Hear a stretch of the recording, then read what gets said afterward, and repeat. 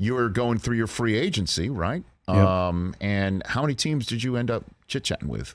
Bobby? I had to reach out to all of them because You're the one who called. I sent a text. So NFLPA had this like, I guess like when agents do it or when teams do it, the GMs have the list of all the players, and next to the player's name is agent. So I'm pretty sure my name was blank.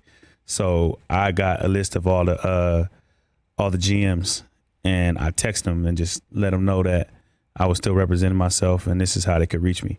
And so I talked with a few that day when some of them text back that first day, and then a lot of them had to I guess they had to check to see if that was actually me. Like they text, they was like I had a couple of them text me the next day like, hey, like, sorry for the late response. We had to confirm. We thought this was a joke. Like, we didn't think that you were actually texting us from your cell phone. And so, did somebody ask like a question? Like, when I once upon a time met you at the Combine, what did you say to this answer? No, they didn't do that. They just was like up front. They were like, yeah, like we didn't think we had to confirm the identity of this text message before we responded. That's amazing. And I didn't even think about that. I just thought like, you get a text message from me, you're just gonna assume it's me, but. I forgot that, There's crazy people in the world, Bobby Wagner. There are crazy people. Which is kind of funny, though, because the alternative of that, I had got some text messages or phone calls like, hey, yo, like, we're interested. And I'm just like, this sounds like a little kid on the phone. But, like, I had to answer every phone call. Sure, you know what I mean? Because you don't know, I didn't have every GM's number saved. And so I'm answering all the phone calls, and I get one from... And as soon as the person says, like, hey, we're interested in signing you, and I'm like, this is a little kid. There's no way this is it's maybe somebody from the analytics department. I don't know. Yeah, just reaching out to start the process. They didn't have no pitch in their voice, for sure. No, they definitely like 12 years old. Would you say talk to Bill? Is that what you're saying? He's a Patriot fan over there. I didn't talk to Bill. God dang it. I have so much respect for Bill, though. I think it's mutual, though. Of course. Coach Belichick. Oh, I know that for sure. I'm sure it's that. I'm sure it's mutual. But you could tell what Jerry Jones sounds like, right? I mean, you could for sure. I'm just saying, like, there's certain people what their voice sound like, but this person kid, right. I knew he didn't know the first thing about being. Because that was the first thing I thought of, is that Dan Quinn is in Dallas. You and Dan Quinn obviously were on the same team, winning a championship together, and that was going to be the place that you wound up. Was that? Yeah, we had conversations. He was you're right. He was one of the first people that reached out, and we had a lot of conversations. But they couldn't. They didn't really figure it out.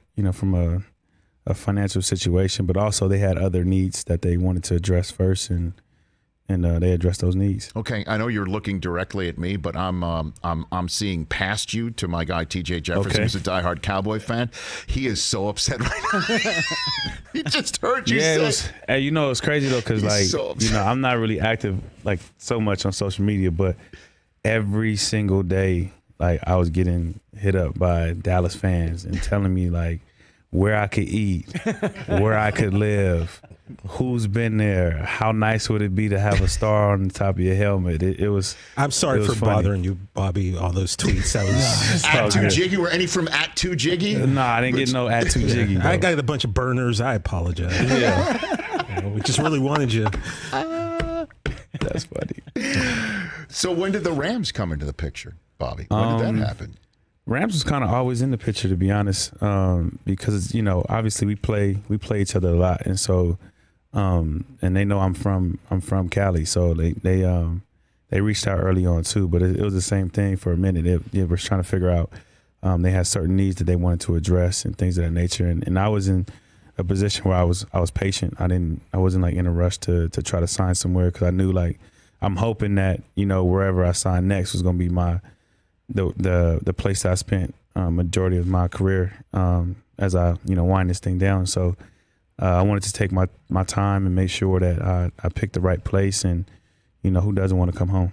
Of course, no question about that. And I get to be on the Rich Eisen Show like every week. This is the cherry on top. I mean, you could just put Rich and then just put Bobby right there. Wags? Yeah, Tuesday guest spot. I mean, I'm just saying. You know what I'm saying? Every Tuesday. Listen, you look. You're welcome here anytime. And now you also remember what LA traffic is. It's, sometimes Rams are like, they want a helicopter to come from Thousand Oaks. I mean, this is very true because I was about to say Seattle was getting pretty bad too, though. Understood. Seattle was getting nothing matches California. No, I know that because it could be midnight. It could be midnight. You might get stuff in It's traffic. a time insensitive roadway, that 405. Yeah, it doesn't matter what time it is. I understand. Did Aaron Donald, Jalen Ramsey, anybody call you up and say? Yeah, they reached out. I mean, as soon as I got released, I think AD was the first person, one of the first players, to reach out. And Jalen was like shortly after him. So I can't imagine what Aaron Donald, will be able to do in front of you and you behind him. I cannot even imagine how, his job to take up space, to apply pressure, to stop the run on the way to the quarterback, how great he is. For you now to be behind him is downright scary.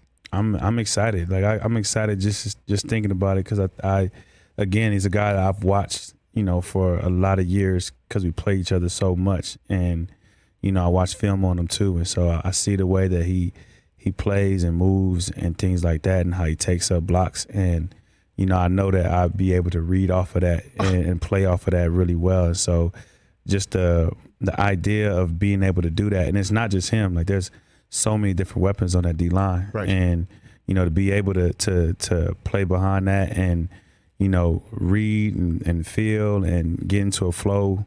It's going to be crazy. Chris, you have the NFL rule book in front of you. Is this fair? Can you look this up? It is fair. I looked. Yeah, Section 8, sub A. Is this fair? It's not fair. Article 45. Article 45. That's true. Well, you know your business. Article 45, so we're all good. Doesn't seem fair.